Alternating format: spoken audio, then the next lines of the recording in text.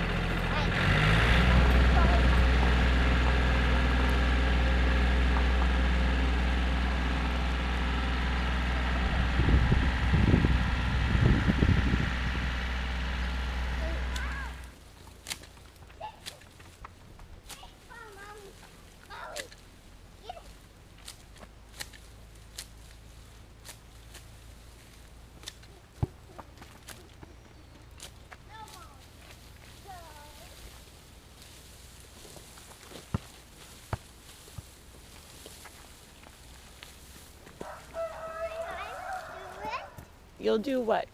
That. The camera? Well, this is something that Mom needs to do right now. But thank you for your idea to help. I don't need any help with the camera though. Thank you.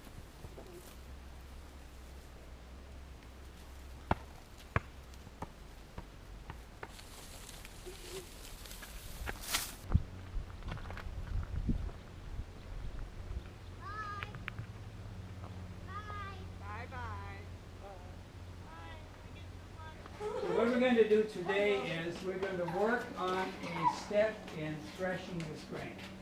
Because we only have the limited time we have, we already spent time to harvesting in the field. Okay? So what we're going to do now today is we're going to take the heads off the stalks. Okay? We're going to take the heads of the stalks. But I want to ask you first, do you like grain? Yes. And in what form do you like it, Andrew?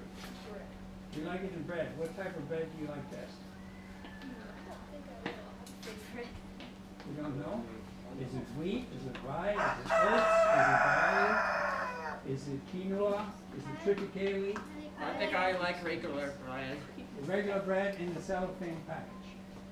Yeah, I like that classic stuff. Okay.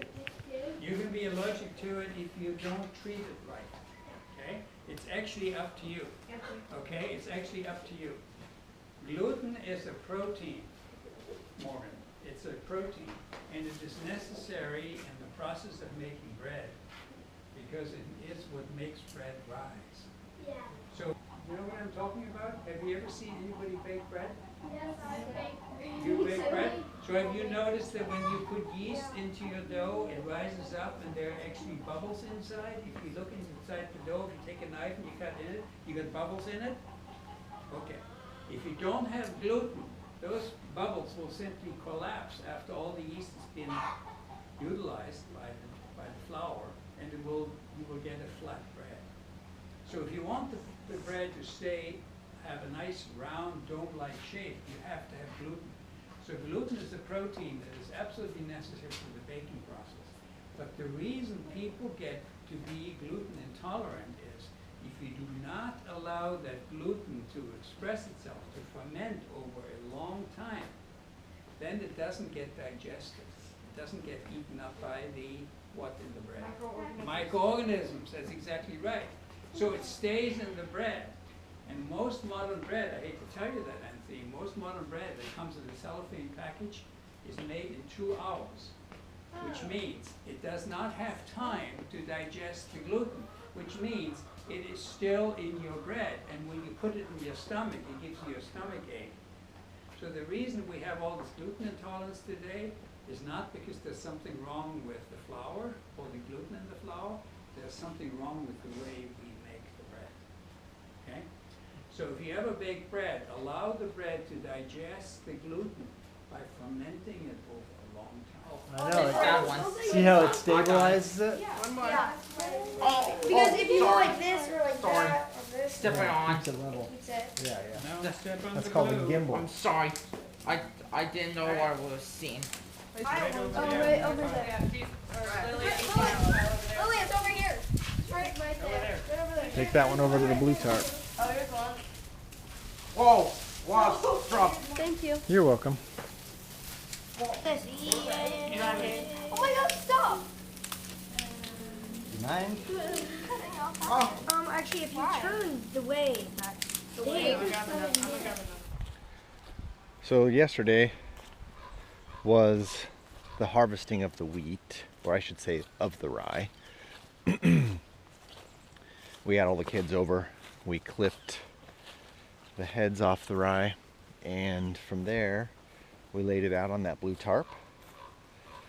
So we kind of ran out of time, unfortunately. And so instead of taking the next step, we're going to let it dry out. Make sure that the grain heads are completely dry. And then we're going to thresh it with our feet. So I may not capture that on video because it's a week from now and I want to put this video together.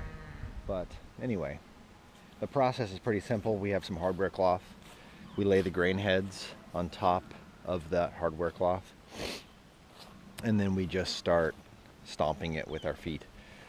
And everything falls through except for all the little leftover straw pieces. And we're left with chaff and grain. And then we simply separate the chaff from the grain with a little bit of wind in a more conventional style. But it's a labor-intensive process, and I can't imagine people were doing hundreds of acres by hand, collecting bushels and then separating them like that. A lot of work. So anyway, today we're out here parked on the other side of the pond. You can see us over there. And we are making our way back home to our island. We're leaving Lopez this morning. So that's it. Thanks for watching. And if you like this sort of thing, please hit the subscribe button and I'll produce more of it. And if you like this style of information where I'm sharing kind of the how-to or up-and-coming or just the old conventional way of doing things, please like this video because it means a lot to me. And it means a lot to the cows.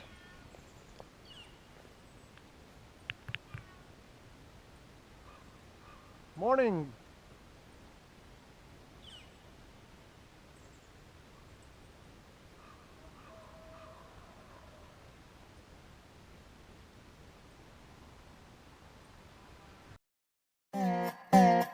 Thank you.